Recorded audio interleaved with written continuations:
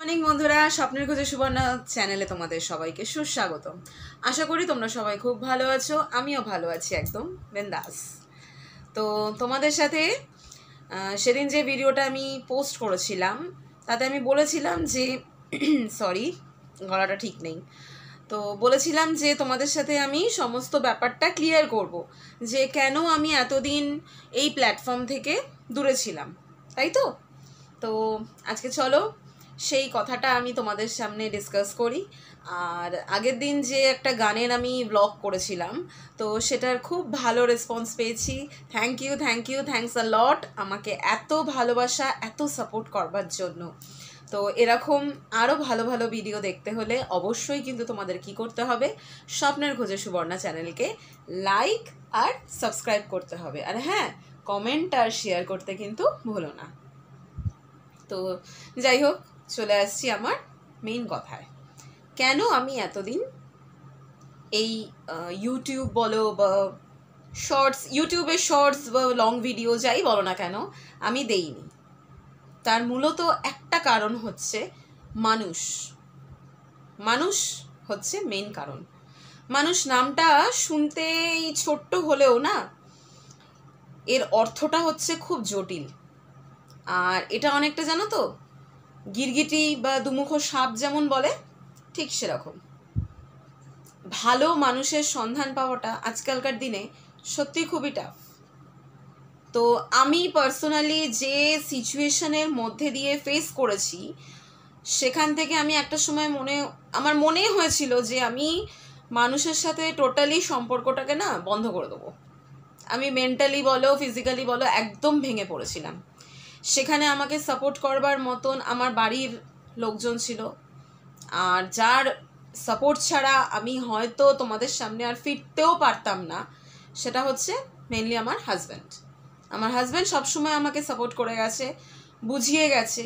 But আমি mentally খুবই ভেঙে পড়েছিলাম, কারণ আমি মানসিক দিক থেকে যাদেরকে মনে করেছিলাম যে হ্যাঁ এরা আমার বন্ধু, এরা আমার বিশ্বাসের একটা ভালো জায়গা, কিন্তু আলটিমেটলি তারাই হয়েছে আসল বিশ্বাসঘাতক। ঠিক আছে, এটা বন্ধু বান্ধব বলো বা আত্মীয় স্বজন বলো, সবার কাছ থেকে আমি সেম রেজাল্টটা পেয়েছি। তো এমন কিছু ঘটনা যেটা পুজোর পর থেকে ঘটে গেছে, সেটা টোটালি সবটা আমি তোমাদের সামনে শেয়ার করতে পারছি না। এর জন্য আমি খুবই দুঃখিত, ক্ষমা চাইছি তোমাদের কাছে যে সবটা হয়তো আমি তোমাদেরকে বলতে পারছি না, কিন্তু যতটুকু পারছি ততটুকু আমি বলছি। আর এটার সূত্রপাত কিন্তু এখন না, সেই ছোটবেলা থেকে আমি আমার মাকে দেখে এসেছি নানান কষ্টের মধ্যে দিয়ে জীবনযাপন করতে। তো কারণ সেই মা যাকে বিশ্বাস করেছে, যাকে ভালো মানুষ হিসাবে, ভালো বন্ধু হিসাবে, ভালো পাড়া প্রতিবেশী বলো বা আত্মীয় স্বজন যাই বলো না কেন, তারাই কিন্তু আলটিমেটলি সেই বিশ্বাসঘাতকতাটা করেছে। আর সেই ফেজটা আমার সাথেও ঘুরে এসেছে। মা যখন চলে গেল না, মানে আমার মাথায় একটা পাহাড় ভেঙে পড়ার মতন ভেঙে পড়েছিল। আমি নিজে কিভাবে উঠে দাঁড়াবো সেটাও আমি বুঝতে পারিনি। তখন আমার বয়সটা অনেকটাই কম ছিল। আর আমার মা যেভাবে হট করে চলে গেছে, এটা আমি স্বপ্নেও ভাবতে পারিনি যে মা চলে যাবে। তো সেটা আমার কাছে মানে ভীষণ একটা কষ্টের জায়গা বলতে পারো। আর মা ছিল আমার সবচেয়ে ভালো বন্ধু, সেই জায়গাটা কখনো কেউ ফিল করতে পারবে না, মার ওই জায়গাটা।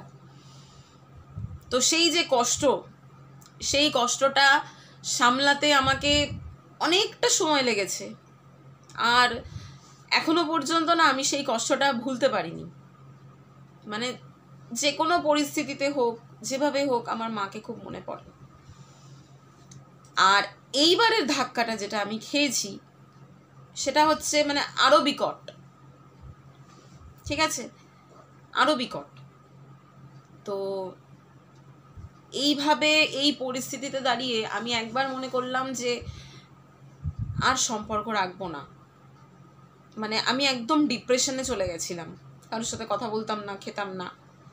মানে এই পরিস্থিতিতে দাঁড়িয়ে আমি আবার যে ফিরতে পারবো, এটা সম্পূর্ণ আমার ভগবান, আমার মা তারা, আমার জগন্নাথ আর আমার হাজব্যান্ডের দয়া, আর কিচ্ছু না।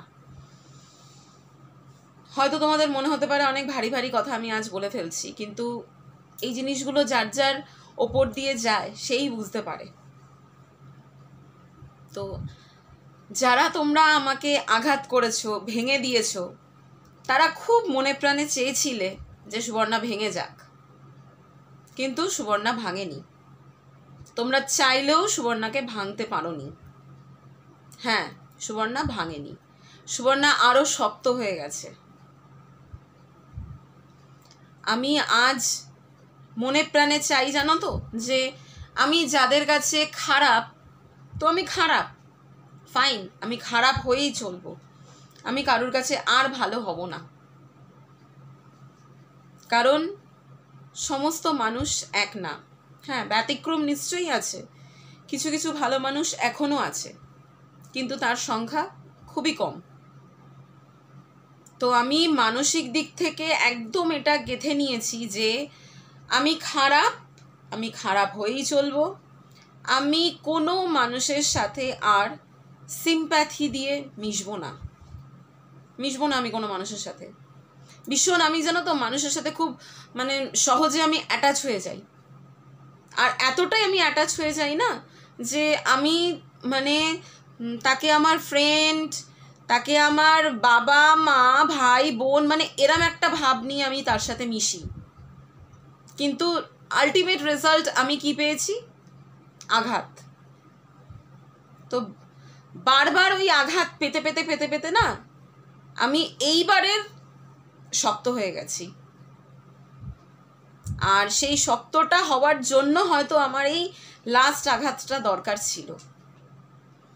তো আজ আমি এতটাই শক্ত হয়ে গেছি যে আর কোনো আঘাতেই আমি ভাঙবো না। এখন কষ্ট হলেও না আমি সেটা সহ্য করতে শিখে গেছি। কষ্ট হয় না আলটিমেটলি, আর এখন কষ্ট হয় না। এখন আরও কেউ মানে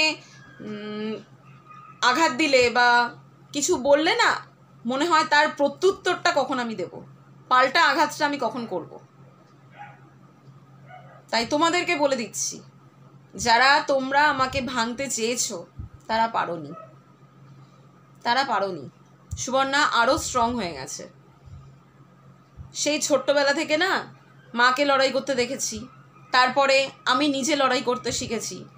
মা যখন অসুস্থ ছিল তাকে নিয়ে লড়াই চলেছে, আমার বাবা অসুস্থ ছিল বাবাকে নিয়ে লড়াই চলেছে, এখন সংসার জীবন, চারিপাশের পরিস্থিতি, এগুলো আমাকে আরও অনেক শক্ত করে দিয়েছে। তো এই সমস্ত নানান কারণের জন্য বলে না দিনের পর দিন একটা জিনিসকে খুব ছুচালো বা ধারালো করতে হলে তাকে রোজ শান দিতে হয়, তাই তো? তো আমার ক্ষেত্রেও ব্যাপারটা খানিকটা তাই হয়েছে। আমাকে এই যে শক্ত টাফ হতে এই সময়টা আমার দরকার ছিল। তো এই ঘটনার মধ্যে তোমরা অনেকে আমাকে কমেন্ট করেছো যে ভিডিও পাচ্ছি না, ভিডিও দাও বলেছো, কিন্তু একটা নাম আমি বারবার নিতে চাই ভিডিওতে, যে রন আর শুভ, এরা দুজন কিন্তু বারবার আমাকে বলে গেছে যে আন্টি ভিডিও দিচ্ছ না কেন, আন্টি ভিডিও দাও। মানে আমি যদি 3-4 মাস, আমার মনে হয় আমি ভিডিওটা বন্ধ রেখে দিয়েছিলাম, তো 3-4 মাসে এমন কোনো দিন নেই যে 2 দিন 3 দিন ছাড়াই বা বাদ দিয়ে এরা বলছে না যে না আন্টি তুমি ভিডিও করো না, তুমি ভিডিও করো আন্টি। তো এটাই হলো আমার ভালোবাসা, ঠিক আছে? তো থ্যাংক ইউ রন আর শুভকে আমাকে এত ভালোভাবে সাপোর্ট করবার জন্য। এরা দুজন প্রতিনিয়ত আমাকে বলে গেছে তুমি ভিডিও করো। আর এছাড়াও আরও কয়েকজন আছে যারা আমাকে আমার চ্যানেলটাকে গ্রো করবার জন্য যথেষ্ট ইন্সপিরেশন নিয়েছে, যথেষ্ট সাপোর্ট করেছে। আমি দুজন কালকে রাতেও আমাকে কমেন্ট করেছে যে পাশে এগিয়ে যাও দিদি, আমরা তোমার সাথে আছি। তো এই যে মানুষের এত ভালোবাসা, থ্যাংক ইউ। আর বাচ্চা জানো তো সবচেয়ে নিষ্পাপ, বাচ্চার ভালোবাসা হচ্ছে প্রকৃত ভালোবাসা। তো কিছু কিছু মানুষের জন্য, মানুষের মেন্টালিটির জন্য আজকাল বাচ্চাদের মেন্টালিটিও না চেঞ্জ হয়ে যায়। এটা হবেই, এটা হচ্ছে। আজ আমি আমার ছেলেকে যেরকম চিন্তাধারা চিন্তাভাবনাতে ভাবতে শেখাবো, ও কিন্তু ঠিক সেই চিন্তাধারাটাই নেবে। তো আমার মনে হয় আমি আমার ডিউটি করে যাব, যতটুকু ভালো দেবার ততটুকু ওকে ভালো দেব, বাকিটা ওপরওয়ালার হাত। ও কেমন হবে না হবে সেটা ওর হাত আর ওপরওয়ালার হাত, কিন্তু আমার দায়িত্বটা আমি পালন করে যাব। ঠিক যেমন আমার মা করেছে আমার পেছনে, মানে চাইলেও আমি ভুলতে পারবো না মাকে কোনোদিনও। তো যাই হোক, আশা করি তোমাদের মোটামুটি সব প্রশ্নের উত্তর দিতে পেরেছি। তো সরি, মেইন কারণটা বা আমি বলতে পারলাম না, বাট এইটুকু তোমরা জেনে রাখো যে কিছু মানুষের জন্য আজকে আমাকে এই প্ল্যাটফর্মটা কিছুদিনের জন্য বন্ধ রাখতে হয়েছিল, কারণ তারা চেয়েছিল যে আমি ভেঙে যাই।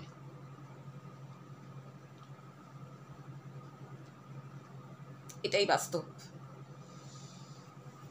তো আজকে কোনো আমি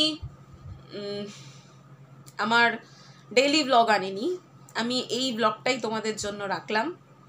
তো ভালো লাগলে কিন্তু অবশ্যই লাইক করো, আর যাদের মনে হচ্ছে কথাটা খুব গুরুগম্ভীর বলে ফেললাম, তারা একটু সময় করে ভেবো, হয়তো অনেকের সাথেই এই ঘটনাগুলো ঘটে। তো আমি তাদের বলবো, ভেঙে পড়ো না, শক্ত হও। আজকালকার এই যুগটা না পুরো মুখোশ পড়া যুগ, এখানে যত তুমি ভাঙবে মানুষ তোমাকে ভেঙেই দেবে। পাল্টা উত্তর দিতে শেখো, প্রতিবাদ করতে শেখো। আজকালকার দিনে রাস্তায় প্রতিনিয়ত তোমাকে প্রতিবাদ করতে হবে, এটা আমি শিখেছি, আর আজ থেকে আমি সেইভাবেই চলি। তো চলো, ভিডিওটা অনেকটাই বড় হয়ে গেছে কথাবার্তা বলতে বলতে, আর ভিডিওটা আমি ব্লগটা বড় করব না, কারণ অনেকটাই বড় হয়ে গেছে। তো তো দেখা হবে তোমাদের সাথে আবার অন্য কোনো ব্লগে। সুস্থ থেকো সবাই, ভালো থেকো, টাটা।